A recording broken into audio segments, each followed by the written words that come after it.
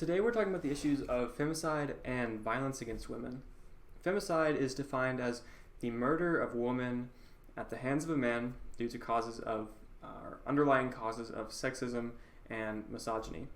The United Nations defines violence against women as, quote, any act of gender-based violence that results in or is likely to result in physical, sexual, or psychological harm to a woman, including threats of such acts, coercion or arbitrary deprivation of freedom, whether they occur in public or private life, end quote. So, violence on the basis of gender has been a problem for a very long time, perhaps even since the beginning of humanity, if you will. And it is especially prevalent in societies that we live in and encounter today.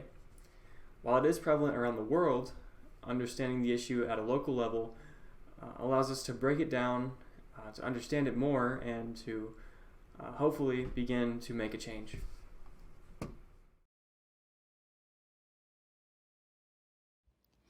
In Venezuela, CEPAS documented that during the month of December 2021, there were 34 completed femicides and 4 that almost became so.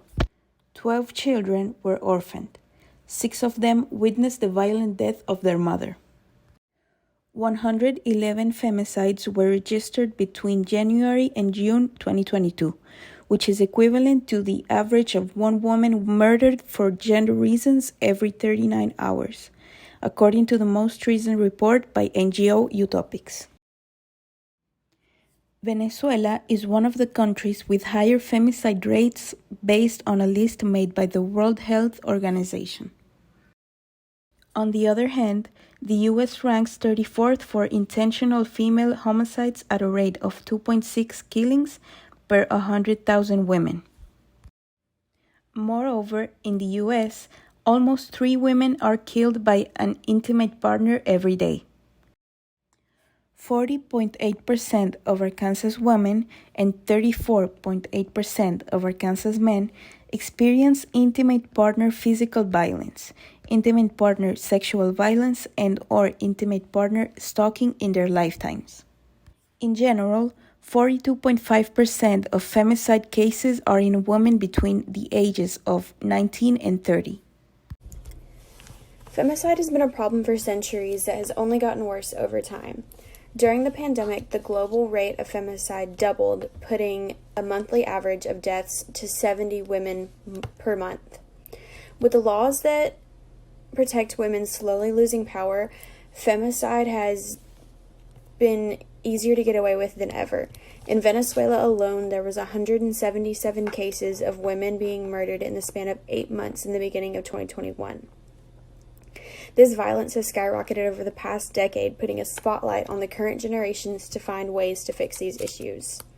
The Greek tale of Medusa is a perfect example of femicide put to death by Poseidon. While women today can't turn people into stone for such crimes against women, femicide should never be swept under the rug.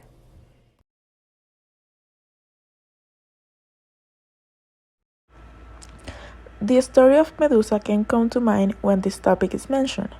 She was a woman that Poseidon attacked and raped because he wanted her for himself. For many, her story is that of a monster that petrifies other people upon seeing them. But her myth goes beyond that. She has simultaneously become a symbol of woman's anger and sexualized figure, which makes many victims of abuse feel identified with her. As we said before, education on the subject is really important. Just by talking about it, we can make a difference, because we are giving importance to it, and by relating it to things and stories that we might know because we see them on TV shows or read them in books, just like Medusa's myth. That works especially with this generation because we are people who lean a lot on other experiences and we are able to emphasize more effectively this way. Taking into account everything we've already said in this video, we can reach conclusions such as that the causes of femicide are rooted in deep gender inequalities, unrealized gender expectations, and systemic gender-based discrimination. And continuing to educate people about this topic is especially important during times like now, when we see percentages of violence against women increasing, especially in Latin American countries, rather than decreasing. But overall, we need to be protecting women, fighting for the values of women, and we need people to understand that there is a deeper, more sinister underlying problem within these gender expectations and gender roles. Thank you.